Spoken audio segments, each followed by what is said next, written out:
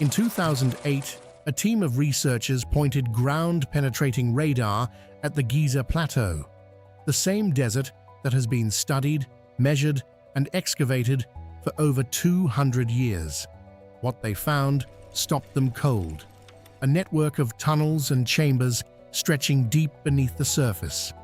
Some passages appeared to run for miles.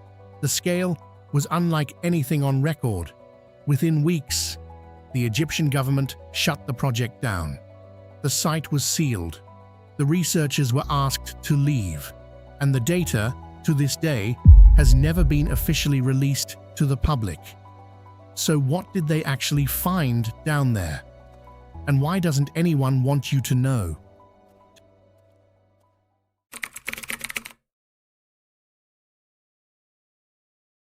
To understand why this matters, you have to understand what Giza actually is, or rather, what we think it is.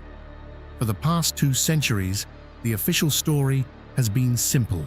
The Giza Plateau is a burial complex. 3 pyramids, some tombs, the Sphinx, built around 2500 BC, mostly figured out. But that story has a problem. Dozens of problems, actually. The plateau sits on top of a massive natural limestone formation, and limestone, over thousands of years, gets carved by water. It develops cracks, cavities, underground rivers. Egyptian geologists have known since the 1990s that the subsurface at Giza is riddled with natural voids. That part isn't controversial. What is controversial, what has cost more than one researcher their career, is the question of whether those voids were ever found, modified, or used by the people who built the pyramids above them. Because if they were, everything we think we know about ancient Egypt gets a lot more complicated. Now back to 2008, an Egyptian-led research team, working under official permission, began a ground-penetrating radar survey of the plateau.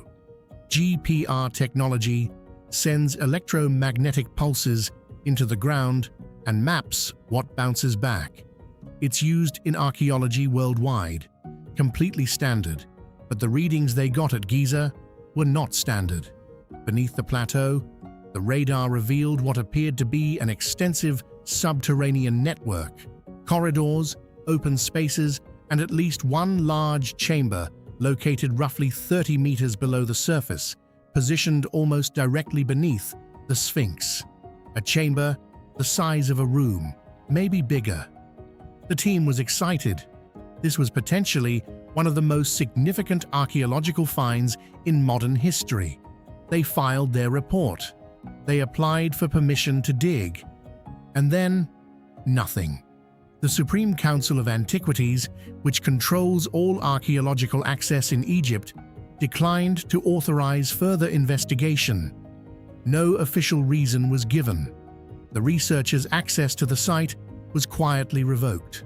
One of the lead scientists later said in an interview, and I'm paraphrasing here because the original was in Arabic, that they were told the matter was sensitive and that some discoveries, quote, are better left where they are. Better left where they are. Think about that for a second. Before we go further, if this is the kind of history they don't teach in school, hit subscribe. We dig this stuff up so you don't have to. Now back to Egypt. So if there really is something beneath the Sphinx, what could it actually be? There are 3 serious theories, and they range from plausible to world-changing.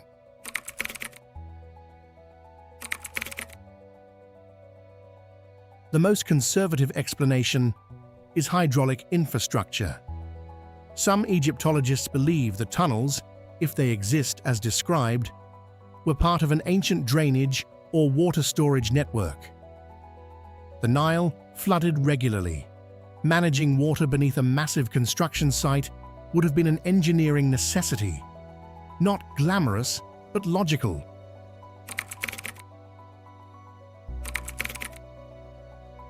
A more provocative theory is that the chambers contain burials, possibly including pharaohs, whose tombs have never been found. Khufu, the pharaoh credited with building the Great Pyramid, has no confirmed mummy. Neither do several other major rulers of the Old Kingdom. If there's a sealed chamber beneath the plateau, it could explain where they are.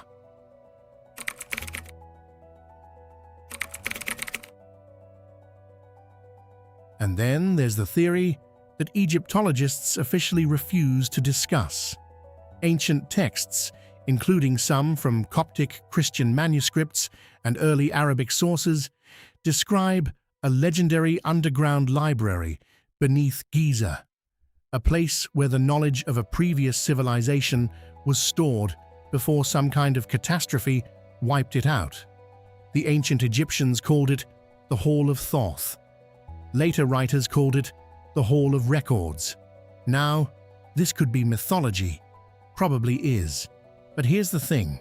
The ancient Egyptians had a habit of describing real places using the language of myth. The tombs in the Valley of the Kings were described in religious texts long before archaeologists found them. The city of Amarna was considered legend until someone dug it up. And the location these ancient texts describe for the Hall of Records? Directly beneath the Sphinx, roughly 30 meters down. The same location, the 2008 radar identified a large, anomalous chamber. Now you might be asking, why would Egypt suppress this? What's the harm in finding out? And that's actually the most interesting part of the whole story. Egypt's entire tourism economy, worth billions of dollars a year, is built on one specific narrative, that the pyramids and the Sphinx were built by the ancient Egyptians around 2500 BC. Full stop. Any discovery that significantly complicates that timeline, or worse, suggests that an older, more advanced civilization may have predated the Egypt we know, doesn't just rewrite history books. It destabilizes a national identity and threatens the legal and political framework that governs who controls Egyptian heritage. There are also more practical concerns. Egypt has been burned before by foreign researchers making big claims, extracting data, and publishing it in Western journals without Egyptian credit or consent. The government's caution isn't entirely unreasonable, but here's what makes this case different from the usual conspiracy theory. The researchers weren't foreign treasure hunters. They were Egyptian scientists working for Egyptian institutions, following Egyptian protocols, and they were still shut down, which means whatever is down there, even the people running Egypt's antiquities program, apparently think it's better left alone. Here's where things stand today. As of right now, no excavation has been authorized beneath the Sphinx. The 2008 data remains unpublished in any peer-reviewed journal. Independent researchers who have attempted to replicate or expand the survey have been denied access. The Egyptian government's official position is that there is nothing of significance beneath the Giza Plateau that hasn't already been documented. But in 2022, a different team, using updated scanning technology, LiDAR this time, not just radar, identified what they described as anomalous subsurface features in roughly the same area. That study was published briefly online and then quietly removed. So, is there a hidden chamber beneath the Sphinx? A sealed library from a civilization older than Egypt? A tomb that would rewrite everything? Honestly, we don't know. And that's the point. The most unsettling thing about this story isn't what might be down there. It's that someone, somewhere, apparently already knows and has decided the rest of us aren't ready to find out. If you want more buried history like this, the stories that got sealed, suppressed, or just conveniently forgotten, subscribe and hit the bell. I drop new videos every week, and we're just getting started.